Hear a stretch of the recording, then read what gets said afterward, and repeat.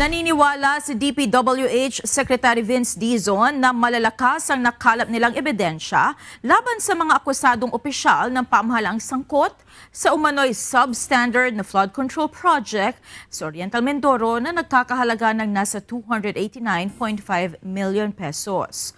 Matapos tumistigo ngayong araw sa Sandigan Bayan para sa nagpapatuloy na petition to bail hearing ng mga akusado sa kasong malversation, kumpiyansa ang kalihim na sapat ang mga ebidensya para ituro ang mga ito sa maanumalyang proyekto kontra baha. Bukod sa mga ebidensya, naniniwala rin si Dizon na magiging patas ang korte sa isinasagawang mga pagdinig. Para sa amin, malakas ang ebidensya, klarong-klaro. I think marami sa inyo kasama ko noong araw na yon. At kitang-kita naman natin na talagang substandard yung mga ginagay na mga sheet pile.